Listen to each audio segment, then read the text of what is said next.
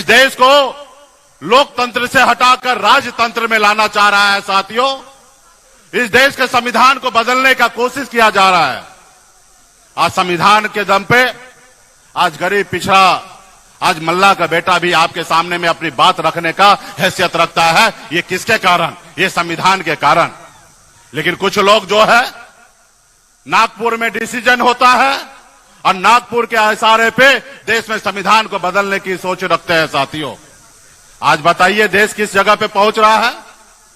आज बताइए देश में दो मुख्यमंत्री को जेल में डाल दिया गया। क्या ये लोकतंत्र है? ये लोकतंत्र नहीं है साथियों।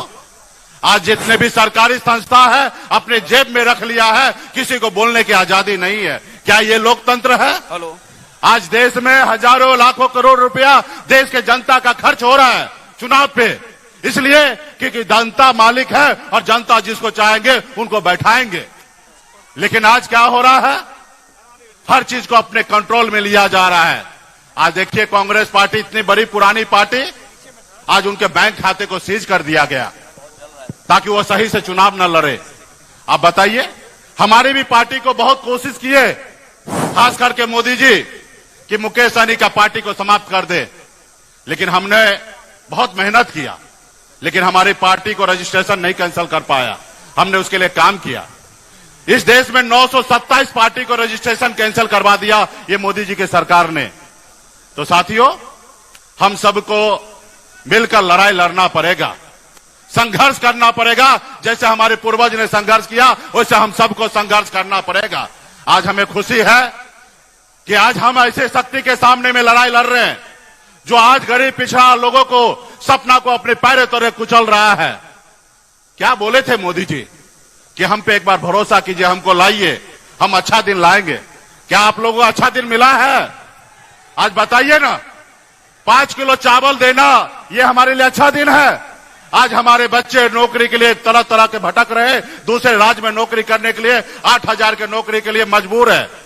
आज हमारे लोगों को नौकरी नहीं मिल रहा है। तो इसलिए साथियों, आज कहीं ना कहीं हमें लड़ाई लड़ना है। आज मोदी जी देख रहे हैं, गांव में एक कहावत है, गांव में कोई अमीर घर के परिवार के लोग होते हैं, काम धंधा करते नहीं है और बाप दादा का जमीन बेच बेच कर खाते हैं। तो गांव में कहना है कि अरे बाप दादा की जमीन बेचकर फुटानी क्यों कर रहे हो? आज का सरकार वही है, हमारे सरकारी संपत्ति को बेच बेच कर और देश को कह रहे कि देश आगे बढ़ रहा है। देश पे पहले जो कर्ज था उससे 4 गुना ज्यादा कर्ज हो गया और कह रहे कि देश विकास कर रहा है।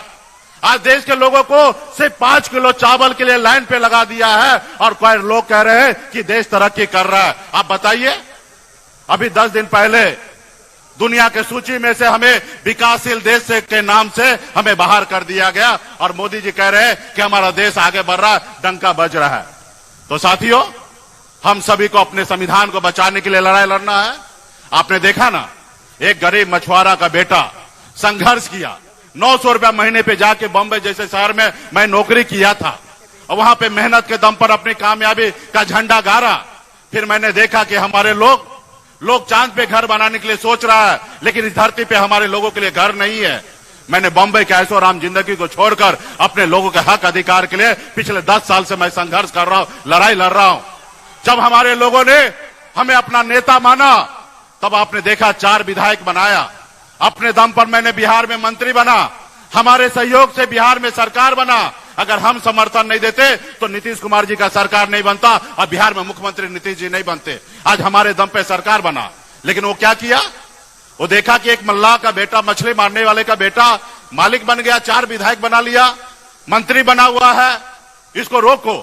उन्होंने हमें रोकने का काम किया, हमारी पार्टी के विधायक को खरीद लिया, हमें उस सरकार से बाहर कर दिया जो सरकार हमने बनाया था, उस सरकार से हमें बाहर कर दिया। तो साथियों, हमारे पास एक ही विकल्प है, संघर्ष करना। उसको मुझसे नहीं तकलीफ है, उनको निषाद समाज से तकलीफ है। उन्होंने देखा कि मुकेश सहनी के नेतृत्व में निषाद समाज आगे निकल जाएगा।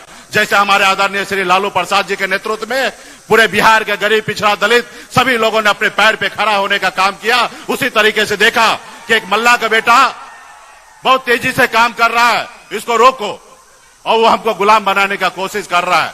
आज बताइए, हमारी लड़ाई है कि जब दिल्ली में निषाद को आरक्षण मिल रहा है, जब बंगाल में निषाद समाज के सभी उपजाति, चाहे वो बिंद हो, बिलदार हो, नुनिया हो, मलाह हो, चाहे हो तियर हो, बनपर हो, केवट हो, सभी को आरक्षण मिल रहा है इसी का। और इसके लिए हम लोग लड़ाई लड़ रहे हैं। कई बार मोदी जी ने वादा किया कि हम आपका काम करेंगे, हम आरक्षण लागू करेंगे। जब उसका समय निकल जाता है तो भूल जाता कि मल्ला का बेटा कौन हो तुम, तुम्हारा समस्या क्या है। तो आज देश के प्रधानमंत्री का काम है कि हर गरीब युवा के बारे में सोचना, हर जाति धर्म के बारे में सोचना, लेकिन वो नहीं सोचते हैं। वो आएंगे आपको लड़ाने के लिए आएंगे, धर्म के नाम पे लड़ाने के लिए आएंगे। तो इसलिए साथियों, हम सब इस संसार में, इस भारत में हम सब जाति धर्म के लोग आपस में भाई बनकर भाईचारा के साथ रहते हैं। इस देश की आजादी दिलाने के लिए हर जाति धर्म के लोगों ने खून पसीना बहाया, लेकिन आज वो लोग नफरत की राजनीति कर रहे हैं। आज जबकि उनको जोड़ने की समय है, लेकिन यहाँ पे तोड़ने की बात करता है। जब भी समाज में जो भी तोड़ने की बात करे वो आपका कभी नहीं हो सकता है, सिर्फ वो अपने स्वार्थ की राजनीति कर रहा साथियों। आज इसलिए मैं लड़ाई लड़ने के लिए मैदान में आया हूं साथियों।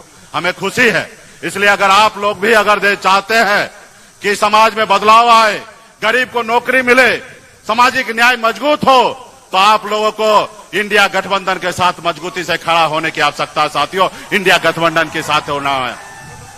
जीता जागता उदाहरण ले लीजिए।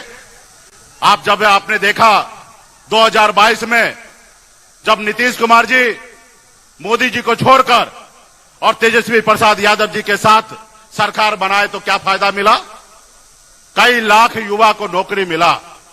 सामाजिक न्याय मजबूत होने के लिए जातिगत जनगणना हुआ, और जातिगत जनगणना हुआ तो पिछड़ा, ओबीसी, तमाम दलित भाई सबका आरक्षण का दायरा बढ़ा। आप कल्पना कर कीजिए, अगर भाजपा का सरकार होता तो क्या आरक्षण में बढ़ोतरी होता? बताइए। भाजपा का सरकार होता तो क्या आरक्षण में बढ़ोतरी होता? नहीं होता, क्योंकि वो सरकार लालू प्रसाद जी के विचार पे चलता था, इसलिए आरक्षण में बढ़ोतरी हुआ साथियों, इसलिए आरक्षण में बढ़ोतरी हुआ। अगर भाजपा के साथ सरकार होता तो ये 6 लाख युवा को नौकरी मिलता? नहीं मिलता साथियों, युवा को नौकरी नहीं मिलता। ऐसे तो 17 साल से तो है ना भाजपा का सरकार, नीतीश जी के साथ है, तो बता दे कि कब आपने नौकरी कितना बड़े संख्या में दिया? नहीं दिया। जब भी बिहार में तरक्की होगा, गरीब पिछड़ा का आंख का आंसू पोंछा जाएगा, तो भाजपा वाले आके अरंगा डालने का काम करेगा साथियों, अरंगा डालने का काम करेगा। तो इसलिए हम लोगों को भाजपा को बिहार से बाहर रखना है साथियों। आज भाजपा मजबूत होता है तो नागपुर मजबूत होता है, गुजरात मजबूत होता है, लेकिन बिहार वहीं का वहीं रहता है। हम सब का कर्तव्य बनता है कि हम लोग एक साथ होकर मजबूती से हम अपने बिहार के बारे में सोचेंगे। और हमने तो निर्णय ले लिया है कि आने वाला समय में, अभी तो हम मजबूती से 40 के 40 सीट जीतेंगे, और आने वाला समय में श्री तेजस्वी प्रसाद यादव जी के नेतृत्व में अपना सरकार बनाएंगे साथियों। और बिहार में जो नौकरी देने का सिलसिला चालू हुआ था, वो आने वाला समय में उससे भी बड़े संख्या में नौकरी हम लोग मिलकर देने का काम करेंगे साथियों। इसलिए साथियों, इस चंपारण के धरती पर 3 लोकसभा सीट है। एक राष्ट्रीय जनता दल की पार्टी वाल्मीकि नगर लड़ेंगे, और बेतिया से कांग्रेस पार्टी है, और मोतिहारी से वीआईपी पार्टी का प्रत्याशी वहां पे आएंगे साथियों। और आप सब मजबूती से सारे 40 के 40 लोकसभा सीट मजबूती से जिताने का काम कीजिएगा, तब आने वाला समय में गरीब का कल्याण होगा साथियों। बहुत बहुत धन्यवाद देता हूं। मंच पे उपस्थित सारे नेता को बहुत बहुत धन्यवाद, और इस सभा में बड़े संख्या में उपस्थित सभी नेतागण को बहुत बहुत धन्यवाद देता हूं। चुनाव के समय में फिर से मैं आप लोगों के बीच में आऊंगा, और पार्टी का एक एक नेता, आपने संकल्प लिया था, हाथ में गंगा जल लेके मां गंगा को सौगंध खाया था कि आने वाले समय में अपने बच्चे के भविष्य के लिए लड़ाई लड़ेंगे। वो संकल्प को याद रखिएगा।